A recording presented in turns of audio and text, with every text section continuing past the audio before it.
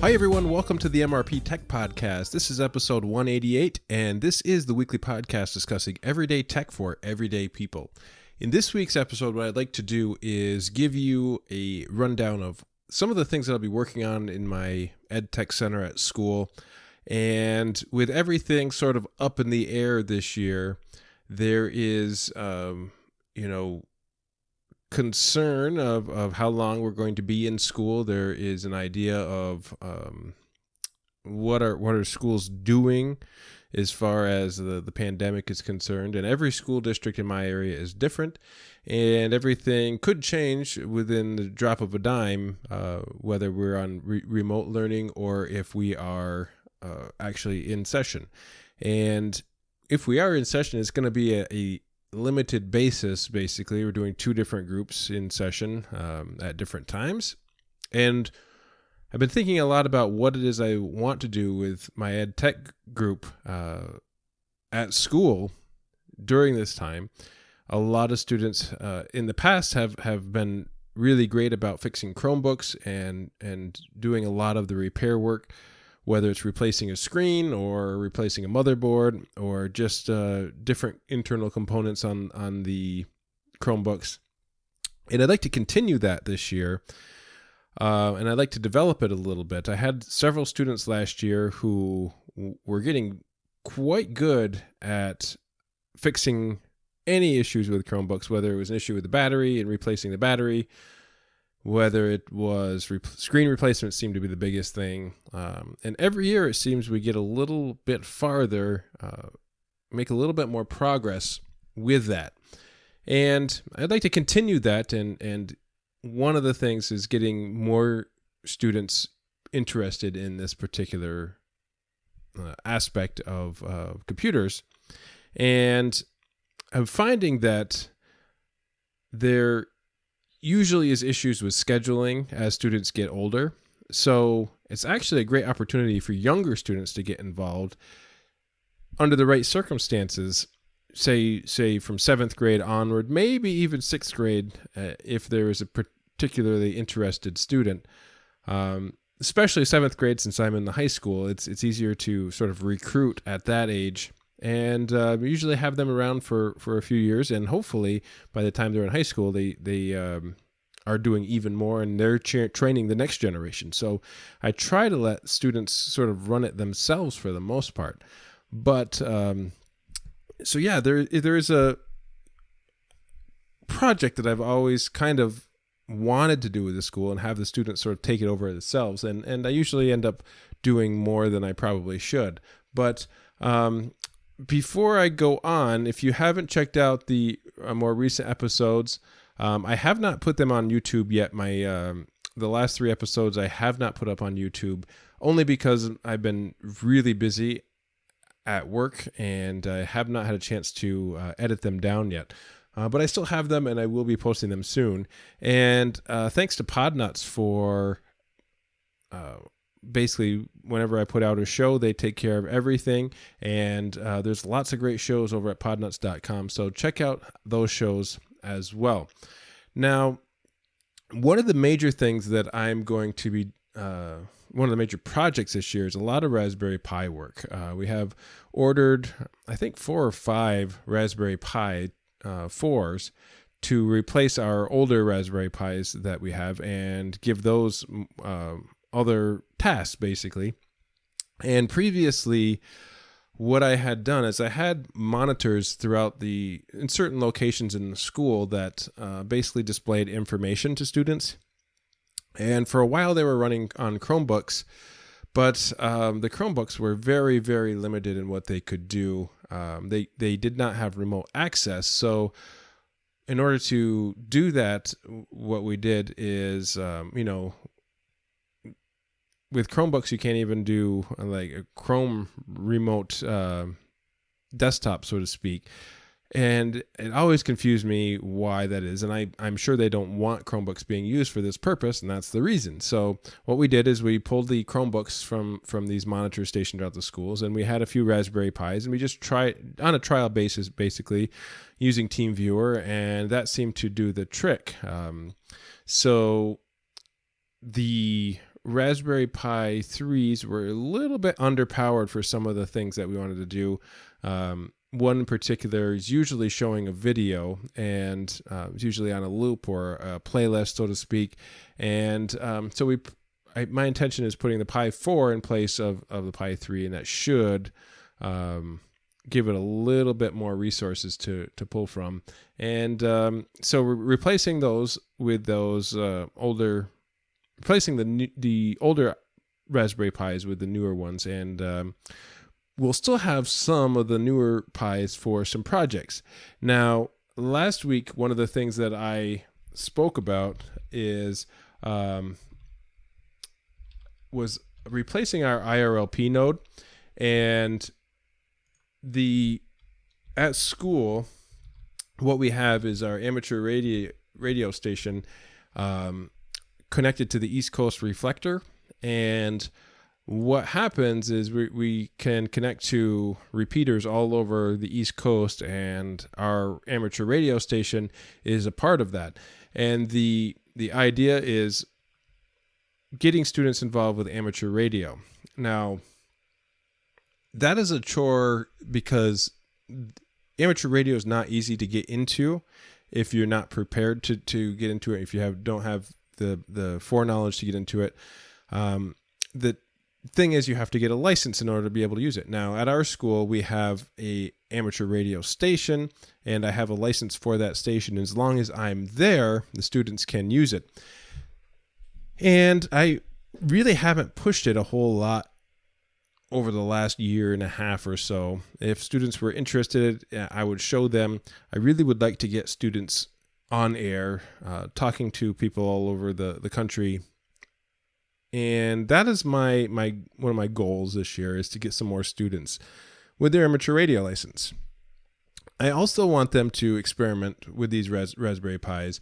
And there are tons and tons of resources online about selecting the right project for you. And unfortunately, a lot of those need peripherals, and they cost money. And we're on a very limited basis as far as funding goes for my program. So we don't have a lot of things like access to building robots, let's say. Maybe down the road a little bit, it'd be fun to try. But the resources online are basically unlimited. And that's sort of the thing that's really neat about having an EdTech center is, you can easily change directions at any point in time. And whether it's amateur radio or Raspberry Pis or the 10 other operating systems that we're currently running in our EdTech center, it's about exploration. It's about, self-discovery. It's about building confidence. And one of the great things that I've set up, as far as computer repair or even installing operating systems, is that if the students are not sure what they're doing, if they break the system, they have to learn how to rebuild it. And of course, I'm there to sort of guide them and help them and give them the right choices. So this year's goals are, Raspberry Pi, building on the foundations that we have, the amateur radio station, and some guys in the Discord room actually turned me on to this. I haven't had a chance to look at it yet. It's called Dragon OS. It's a Debian-based Linux distro with some software-defined radio applications installed, and it's probably similar to, I would say, Skywave Linux that I had talked about before in this show. I don't know what is pre-installed at this point in time. I'm just sort of putting it out there to talk about Dragon OS. If you're interested in software-defined radio or monitoring radio frequencies, that type of thing, check it out and let me know what you think. And send me an email, mrptechreviews@gmail.com. As I was researching Dragon OS, I also came across something else that I just want to bring up on the show. Again, I have not tried this. It's called SIGINT OS. It's a signal intelligence operating system. It as the name suggests, SIGINT is an improved Linux distribution for signal intelligence. Its distribution is Ubuntu based, and it has its own software called SIGINT OS. With this software, many SIGINT operations can be performed with a single graphical user interface. So very similar to Skywave Linux again, capable of RTL SDR, software-defined radio, and I'm curious about this. My only concern is in the About section. It is, I believe it's out of Turkey, which isn't really what concerns me. I just don't know enough about the OS to say, hey, go ahead and try this and put this on your system safely. So it does have the information on the developer on the web page, and I'm just interested in trying it out and see how it compares to the other amateur radio Linux distros out there. Now, this isn't amateur radio specific. It's more about monitoring signals. So again, though, it is something that just has happened to cross my path earlier today. So basically, the idea is with this year's group is normally I do like a field trip once or twice a year to expand their horizons. Maybe we go to a college and talk about computer sciences, or maybe we take a field trip out to an amateur radio tower or that type of thing. And in fact, I had some ideas about visiting some hydroelectric power dams in my area and getting tours of those, or maybe a tour of a factory or a plant that is in our area that would kind of be cool for the students to take a look and maybe discuss some engineering type things.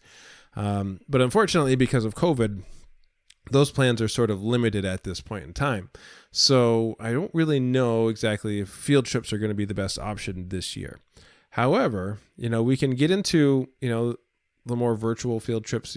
Google has a lot of those to offer. Get into that type of thing. And really, the goal this year is take what we have and build upon it rather than introducing a lot of new things at this point in time. I really want to get students involved with Linux. They seem to like it at first when we're trying things out, and then they sort of get preoccupied with other things, and their Chromebooks do everything that they want to do as far as schoolwork, even though they're very limited power-wise. So there's always the option of starting a school podcast or something like that. But I've found in the past that a lot of students tend to be a little camera shy, even if it's audio-based. I would love to get some students who are interested in the media, that type of thing, talking on air, doing a school podcast. I think that would be really fun. But there's so much so many possibilities as far as what we can do with what we have. I remember first starting out this group, and we had a monitor and a Chromebook in our room sitting on a folding table. And we sort of grew from there, basically coming from donated computers and old computers that were no longer in service at the school, and just have built up over the years. And it's kind of neat to see the turns along the way that have happened. And most of the focus has been with Chromebook repair, but once I get everything like turned on and I have all the screens running, and really showing the kids what that room is capable of doing, the idea is for them to come up with creative ideas and on their own of what they want to do, and then we try to find solutions to those needs. And so this year, instead of hardware-based things, I want to do more software-based things. So using open source applications, whether it's audio editors or video editors. I keep telling myself this is something that I want to do, and this year would be a great opportunity to do that. We have all the hardware in place, and now it's finding the applications and teaching students that they do not need to spend thousands of dollars on software, that there are alternatives that are, perfectly usable for their needs, and they don't need to illegally download software, that type of thing. Showing them the open source route rather than the means to find illegal software. And hopefully that sticks with them as they continue on. And more often than not, you'll find that students take things farther than you ever expected to, and that's kind of what I'm hoping happens this year. And with the spec bump in the Raspberry Pi 4, I think that will entice them to want to spend more time with it. The Raspberry Pi 3s, and I'm not even sure if I have a 2 or 2B in our room or not. I couldn't remember, but it just seemed like quite often they would overheat, or they would, even with the even with everything that comes with the Kana kit installed on them, they would often overheat or freeze up. And my experiences with Raspberry Pi 4 so far have been pretty good, and they're very easy to use. So I'm hoping that the students will pick up on it and find some real fun things, whether it's programming or just playing Minecraft on there, the special version of Minecraft.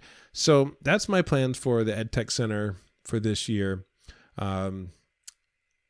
Nothing amazing, but just iterating on what we did from last year, and hopefully maybe it will help students get through this pandemic a little bit easier, giving them projects to work on. And that's, of course, if we're in school and in session, and that could change at any point in time. And right now we're scheduled to start around September 8th. I'm not sure if that's going to happen at this point in time. So a lot of other schools are being pushed out to October 5th at this point. And maybe we can find some virtual programs for them to do. So that's going to be it for this week. It's a little shorter podcast than normal. Apologize for haven't been recording in the last few weeks. It's just been very busy. Hopefully I'll be back at a more regular pace starting this week. So that's going to do it for this time. Thanks so much for listening. We'll see you next time.